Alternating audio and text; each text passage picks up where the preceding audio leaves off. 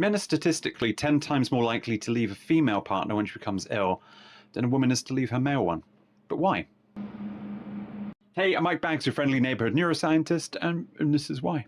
The first data point from this, which is really interesting, comes from a 2009 study, which found that amongst women who survive cancer, almost 21% are divorced or separated from their partner by the end of their treatment, whereas in men, only 2% are. Research from 2025 in Italy, they found that amongst women aged 50 to 65, they're much more likely to be abandoned by their male partner if they become sick than men are by their female partners. Digging into what's going on here unveils a couple of really interesting truths. The first of those is that the longer the couple have been together, the least likely it is for the male partner to abandon them, which brings up questions about how long it takes the different genders to commit to a relationship.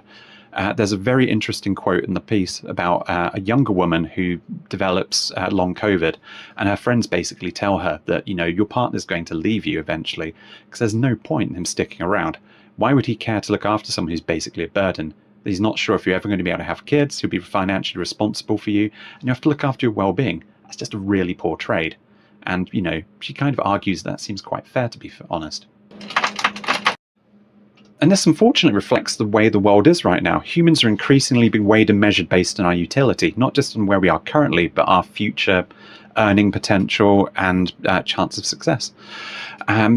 When we look at these demographics, particularly women aged 50 to 65 in Italy and certain regions of the European Union, the data shows that these women are less likely to have worked for a career. They're more likely to have been housewives, at which point the chance of them leaving their husband if they become ill is greatly diminished, because essentially they don't have a home to step into and they don't have a career to support themselves. They're starting from fresh. And the second unfortunate truth is this kind of care is traditionally seen as women's work. In order for a man to become a carer, he basically says he has to assume more of a feminine role and take on a lot of additional work to what he traditionally does. Whereas most women, particularly those in their 20s and 30s, as a societal level recently have been saying, I carry a lot of the unsaid, invisible burden of parenting and looking after a household, as well as working full-time in a job, which has led to a lot of friction. However, something the research hasn't considered is that stress is often a contributing factor towards cancer anyway.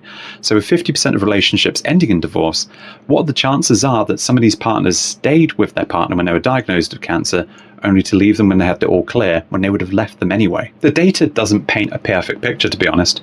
I'm really curious, what are your thoughts and feelings on this? Do you have any personal experience or know anyone who's been through similar? Leave a comment and we'll discuss what comes up.